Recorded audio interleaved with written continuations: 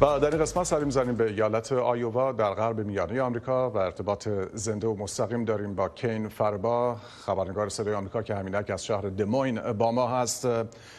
حضور شرکت کنندگان در چه حد بود و چه تأثیری برای هر نامزد داشت؟ Well, right now, voter turnout actually has been very high. The Iowa Democratic Party here on the ground has anticipated very high turnout. Of course, the turnout for a caucus is lower than it is for the general election. About 15 to 16% of those registered voters turn out to participate in this caucus, but that was the effort of a lot of the candidates in the lead up to this event, was to make sure that they got those supporters out to those caucus sites, because it's every advantage to the candidate to have as many people in that room as possible, because as they start to select the candidates that they're supporting and they're separating into the groups inside the caucus room, the more supporters you have in the room, the better your chances are to come out on top.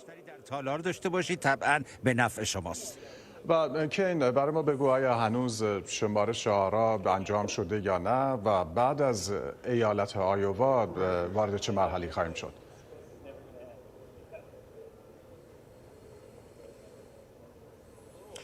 So right now, the results are not in. As a matter of fact, the Iowa Democratic Party just releasing a statement that's saying that they're having some difficulty in tallying the results.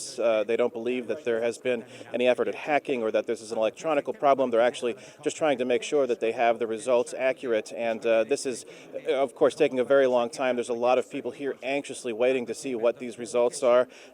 I think the message is not to look too much into the delay, but I think right now the party officials here for the Iowa Democratic Party are trying to make sure they get those results tallied. Of course, the Republicans had a caucus here in Iowa as well. President Donald Trump winning that part of the Iowa caucuses.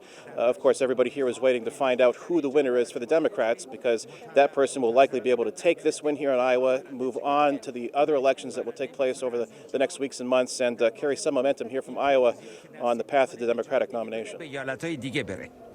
و کین برای ما بگو که چه مسائل عمده و مهمی برای رأی دهندگان در ایالت آیووا مهم بودند و یا هست؟ Well, some of their concerns, I think a lot of people would wonder if voters here are concerned about foreign policy issues. There's a lot that's been said about events in the Middle East, but actually what's on the minds of voters here in Iowa are domestic issues. It's affordable health care coverage for younger students who support Bernie Sanders. It's the cost of college tuition. It's also concerns about the environment.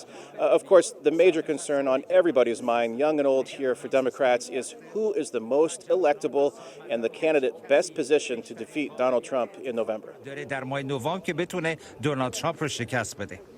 و از حال و هوای انتخابات بگو و اینکه استیضاح پرزیدنت ترامپ چه تأثیری بر کمپین در آیووا داشته با توجه به Well, of course, four of the candidates on the campaign trail here in Iowa are U.S. senators who are required to be in Washington, D.C. for the impeachment trial, so they have not been able to be on the ground here in Iowa campaigning, which means they've had to leave that up to surrogates or other people to do the campaigning for them, to get that message out, to rally those voters, to get out to those caucus locations and support them.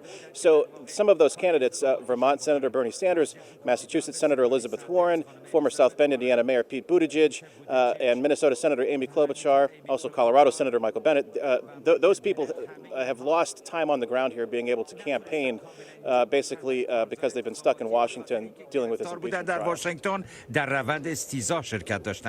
ممنونم. گزارش کین فریبا، خبرنگار صدای آمریکا را از شهر دموین در ایالت آیووا شنیدیم. منتظر گزارش‌های بعدی تو هستیم.